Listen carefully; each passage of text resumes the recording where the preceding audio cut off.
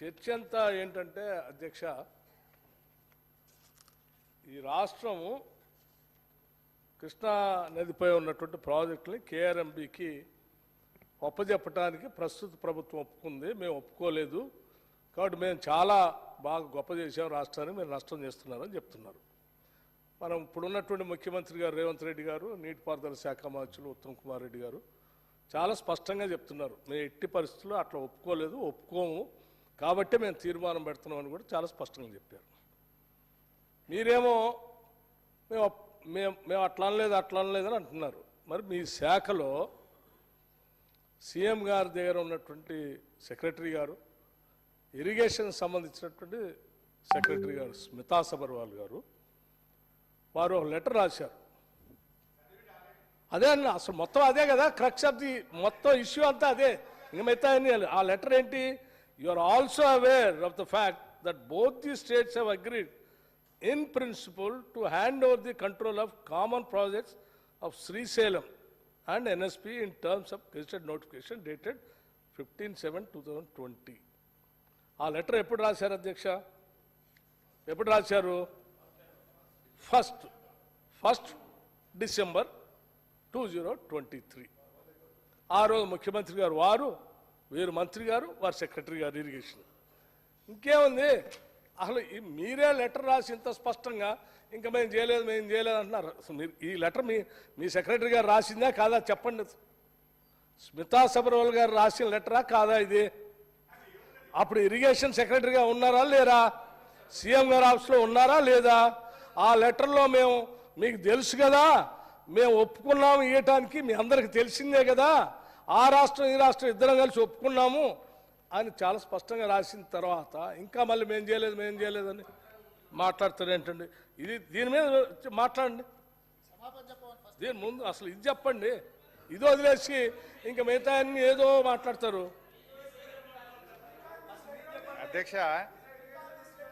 అధ్యక్ష పాపం వీళ్ళ పరిస్థితి ఎట్లయిపోయిందంటే కుడిదల వడ్డెలక లెక్క అయిపోయింది. అయితే అధ్యక్ష చాలా తొందరపడకండి. అయితే ఇందులో స్మితా సబర్వాల్ గారు రాసిన లెటరు సరే మళ్ళీ వారు చదివిండ్రు. అయితే వాళ్ళు ఎక్కడి దాకా చదివిండ్రు? 15/7/2020 ఫుల్ స్టాప్, ఆడికి ఆగింది. బట్ తర్వాత దాని కంటిన్యూషన్ చదవాలి కదా. But for want of finalisation of operation protocol of both the dams handing over process is Bing delayed. అంటే ఆపరేషన్ ప్రోటోకాల్ నిర్ణయం కాకపోవడం వల్ల మీ రాహుల్ బొజ్జ కూడా గదే రాసిండు. మరి ఇప్పుడు ఇదే విషయాన్ని మీ రాహుల్ బొజ్జ కూడా గదే రాసిండు. ఎన్నడు రాసిండు? ఇగో 27/1/2024 నాడు రాహుల్ బొజ్జ రాసిన ఉత్తరంలో కూడా ఆపరేషన్ ప్రోటోకాల్ ఫైనల్ అయ్యేదాకా 50-50 ఇవ్వండి అని మీ ప్రభుత్వం రాసిన ఉత్తరమే. మరి ఈయన కూడా మా చుట్టమేనా? ఈయన కూడా మా ఇన్ఫార్మరేనా? ఇక ఆఫీసర్లకు ముద్రలు వేసుకుంటా మీరు ఆఫీసర్లను బదనాం చేసుకుంటే ఎంతకాలం పాలన చేస్తారు? అయితే అధ్యక్ష ఇదే విషయం సభాపతి గారు, సార్ అధ్యక్ష, నేను ఆఫీసర్లను తప్పు పట్టట్లేదు అధ్యక్ష. స్మితా సబర్వాల్ గారు తప్పని నేను అనట్లేదు అధ్యక్ష. స్మితా సబర్వాల్ గారు ఎక్కడైతే పనిచేశారో వారి బాస్ ఆనాటి ముఖ్యమంత్రి గారు కేసీఆర్ గారు చెప్తేనే వారు రాసి ఉంటారు. ఆనాటి ఇరిగేషన్ మంత్రి గారు చెప్తేనే ఇరిగేషన్ సెక్రటరీగా వారు రాసి ఉంటారు. నేను స్మితా సబర్వాల్ గారు తప్పు పట్టట్లేదు అధ్యక్ష. వీళ్ళు చెప్తేనే వారు రాశారు, కాబట్టి తప్పు వీళ్ళదే. వీళ్ళు హ్యాండ్ ఓవర్ చేయడానికి మేము ఆల్రెడీ ఒప్పుకున్నాం కదా, మీరు ఎందుకు తొందరపడి పోలీసులు ఆడి పంపిస్తున్నారు? మేము ఎట్లా హ్యాండ్ ఓవర్ చేస్తామని మీరే ఒప్పుకుంటారు.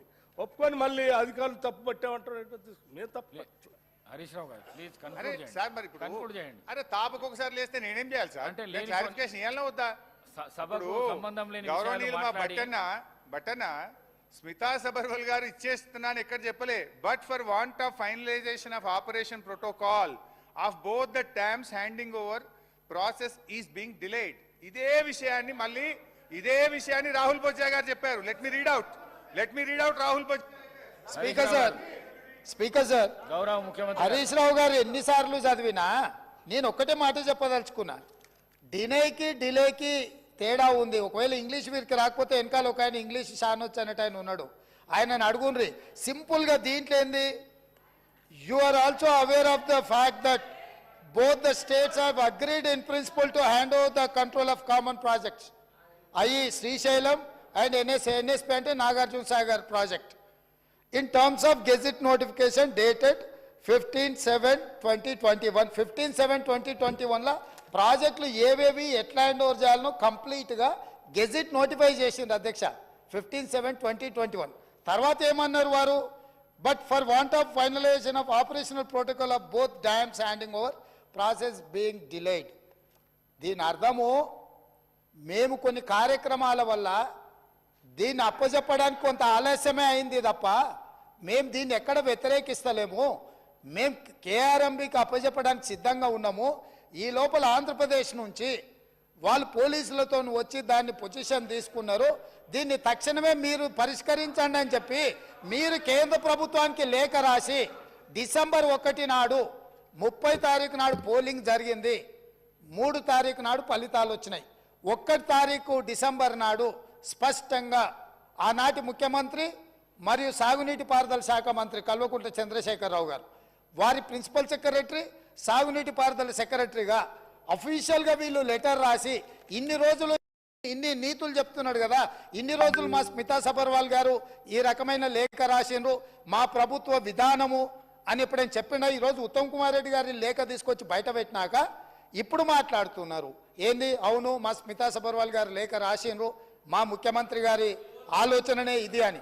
ఇప్పుడు నేనేం అడుగుతున్నా అధ్యక్ష అంటే వీళ్ళ బాధ ఏంది అసలు, ఇప్పుడు అప్పచెప్పొద్దనా వద్దని మేము అన్నప్పుడు తీర్మానం చేసినప్పుడు చర్చలకు శశపిశలకు తావెక్కడిది, 100% ఈ ప్రభుత్వం ప్రతిపాదించిన ఉత్తమ్ కుమార్ రెడ్డి గారి సభలో ప్రవేశపెట్టిన తీర్మానానికి అన్కండిషనల్ గా మేము మద్దతు ఇస్తున్నాము.